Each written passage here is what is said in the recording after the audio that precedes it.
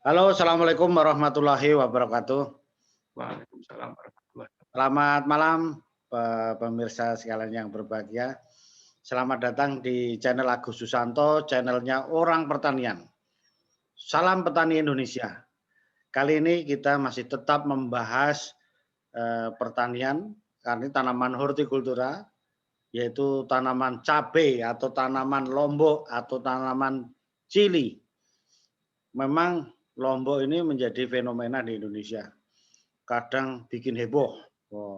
Apalagi mendekati hari raya yang sangat dibutuhkan, perlu lombok cukup banyak karena banyak masak-masak ya. Nah, itu orang Indonesia banyak sambelnya, banyak dengan lombok. Beberapa waktu yang lalu heboh juga mengenai karena harganya mahal, lombok yang hijau pun harus dicat supaya nampak merah cepat dijual. Ini jangan Gratis sampai. itu. Nggak baik Mas itu, ya kan. Nah, karena itu ya kita bahas yang bagus supaya cabai kita menjadi mulus dan bisa dinikmati oleh masyarakat Indonesia.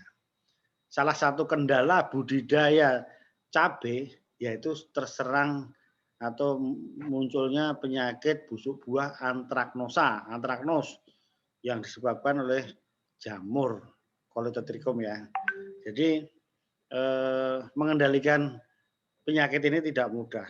Nah, ini kita perlu pengalaman, kita datangkan praktisi, ahlinya dari penyuluh swasta di Indonesia yang sudah terkenal ini, Pak Agus Budi Sityono dari PT NASA yang ada di Yogyakarta.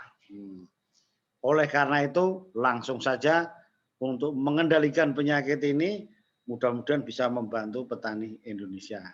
Silakan Pak Agus, monggo. Oke, terima kasih Pak Agus Susano. Salam petani Indonesia dimanapun Anda berada. Ya, memang untuk penyakit busuk buah atau patek, istilah keduanya, yang disebabkan oleh jamur Colletotrichum capsicum atau Biosporides ya, SP, ini memang sampai saat ini kalau sudah kena ya itu sulit untuk dikendalikan. Ya, obatnya itu memang sulit kalau sudah kena, sulit untuk dikendalikan. Nah, cara yang bagus untuk mengatasi penyakit busuk buah atau patek, ya, ini salah satunya ini adalah dengan menggunakan ya musuh alami dari penyakit busuk buah. Nah, musuh alaminya apa? Ya, penyakit busuk buah jamur. Nah, ini harus dilawan dengan jamur. Nah, salah satunya musuh alami dari penyakit busuk buah ini adalah Gliocadium dan Trichoderma. Nah, Oh. dan ini kalau sudah kena ya, sudah kena ini juga sulit. Nah, kami menyarankan kalau sudah kena itu segera diambil buah-buah yang busuk, kemudian dimusnahkan. Karena ini penyebarannya sangat cepat dibantu oleh angin, ya, yang mana spora-sporanya itu nanti penyebarannya sangat cepat sekali. Nah, Iya. selain itu juga di musim hujan apalagi ya, pengaturan jarak tanam ini juga sangat perlu. Pengaturan jarak tanam yang terlalu rapat, nah ini juga menimbulkan percepatan dari penyakit busuk buah. Ya, disarankan kalau di musim hujan jarak tanam jangan terlalu rapat, agak lebar. Iya. Kemudian Bagus, irigasi, ya, bagus. ya, Itu memang kalau dari teori kan dari dulu sudah disebutkan, ya kan, ya, bahwa penyakit busuk buah antraknos itu kan memang penyakit tular udara, terbawa udara. betul, ya, Airborne. Nah, tadi airborne, spora-sporanya, conidiumnya tadi itu kan.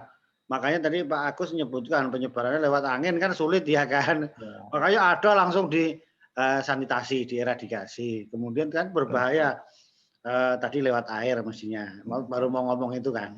Nah, iya, terus berikutnya itu kan itu tadi disebutkan kalau jamur itu biasanya berkembang jika lembab.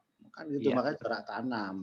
ya, Nah, monggo dilanjutkan ini supaya pemirsa tahu bahwa perkembangan itu lewat udara gitu, iya, dipengaruhi apa kelembapan, apa itu tadi air. betul, Ya, ya. itu monggo dilanjutkan ini. Nggih. Ya, makanya tadi saya sampaikan ya, jarak tanam yang terlalu rapat, ya ini juga memicu perkembangan ini. Kemudian di musim hujan ini ya kelembapan ini juga menimbulkan percepatan terjadinya penyakit busuk buah. Sehingga kelembapan ini juga harus jaga, sehingga irigasi ya bedengan ya ini bedengan atau irigasinya itu bagaimana bedengan ini jangan terlalu lembab. Salah satunya dengan menggunakan mulsa plastik itu juga bisa menetralisir untuk serangan-serangan penyakit busuk buah. Kemudian juga ya yang perlu diwaspadai ya biasanya penyakit busuk buah atau antraknus atau padek ini ya ini biasanya kadang bersamaan dengan adanya serangan lalat buah, Mas Agus. Oh ya, Ya, serangan dipicu lalat buah gitu ya. ya itu salah satu perantara atau pemicu. Ya, Ya, lalat buah itu kan meletakkan telurnya lewat ovipositor, dia akan melukai buah.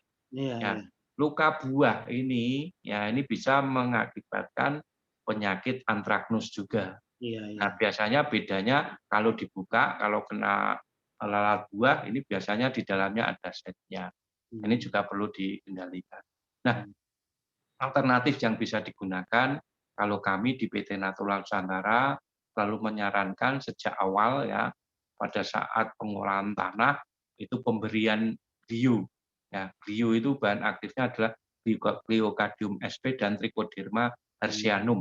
Kalau di kita ini salah satu produk yang sangat bagus untuk mengendalikan mencegah terjadinya penyakit busuk buah atau padek atau antraknus pada tanaman cabai. Itu Jamur lawan jamur kira-kira gitu kan. jamur lawan jamur, jamur makan jamur atau Oh, disebut dengan jamur antagonis, Mas Agus. oh Masih iya, ingat ya? iya. Jamur antagonis itu jamur makan jamur. Nek bahasane Joshua itu jeruk makan jeruk. Oh iya. Nah, jamur kita kendalikan dengan jamur. Itu sebelum tanam itu bisa diberikan, kemudian nanti diulang lagi ya, bisa lewat pengocoran, bisa lewat semprot ya. Oh, Lewat semprot ini juga bisa.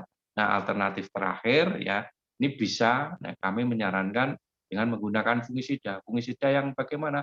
Fungisida paling tidak yang berbahan aktif sulfur ataupun belerang.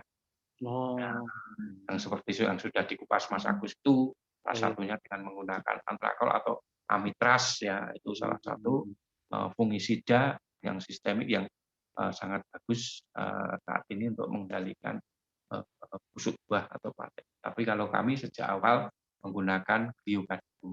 Iya, itulah nanti. Tapi gini loh Mas, saya kan membaca-baca yang lain-lain itu juga. Salah satu kuncinya tadi sampean sampaikan tadi bahwa pemupukan itu sangat mempengaruhi katanya. Karena kalau terlalu yang hijau itu apa N-nya banyak itu mudah Ya, terserang. betul. Makanya pengendalian ada yang menyarankan dilakukan pemupukan yang mengandung CA dulu katanya gitu. Iya, Nah, CA gimana? betul. Ya, CA Ya. itu kan dari dolomit Mas Agus. Oh Ya, iya. dolomit. Kalau tanah terlalu masam itu kan bisa menimbulkan penyakit. Nah, Hmm. makanya di musim hujan ini nitrogen yang tinggi ya, Hmm. penggunaan urea ini juga harus dikurangi karena Hmm. dengan banyaknya nitrogen itu akan menimbulkan penyakit. Kemudian di musim hujan itu tanah terlalu masam. Nah, untuk mencegah tanah yang masam, nah ini dengan menggunakan dolomit. Salah Hmm. satunya ada kandungan kalsium tadi, CA-nya tadi. Ini Ya. juga bisa menetralisir penggunaan dolomit. Kalau di kita ya, selain dolomit itu ada juga yang namanya supernasa atau supernasa granul yang diberikan sejak awal. Itu salah Hmm. satunya untuk menetralisir pH tanah. Ya. Tuh, Mas Agus. Ya. Karena kan pokoknya nggak hanya dolomit, ada yang pokoknya CA apa gitu. Pernah itu ada yang nyarankan gitu. Iya. CA. Iya. Jadi kalau boleh saya rangkum ini kan mengendalikan itu kan preventif dari awal ya kan Mas. Betul, betul. Ini kan persiapan dulu lahannya, dikasih tadi musuh alaminya, agen antagonis tadi, glio tadi, terus gliocladium sama trichoderma hersianum. Tanahnya sudah bagus, ditanam, jarak tanamnya hati-hati agak lebar sedikit, ya kan.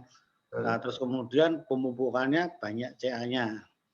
Dan terakhir jika masih muncul yang terserang dieradikasi, disanitasi, kumpulkan dan Ya. terpaksanya menggunakan fungisida.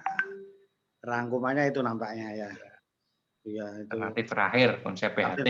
Ya, mudah-mudahan itu bisa membantu nampaknya. Itu ya saya itu pernah praktek juga karena ya wong desa pernah nanam cabai gitu Mas. Sama berarti. Ya kalau itu kalau udah terbiasa itu kalau ngomong kan memang paham Mas ya kan. Gitu. Gitu. Jadi, terima kasih Pak Agus sudah Ya, sama-sama. berbagi mengendalikan penyakit patek, penyakit antraknus yang ada di tanaman cabai yang kadang ditambah faktor predisposisi dengan adanya lalat buah tadi. Ya, matur nuwun sudah berbagi, mudah-mudahan bermanfaat bagi petani Indonesia. Assalamualaikum warahmatullahi wabarakatuh. Waalaikumsalam warahmatullahi wabarakatuh.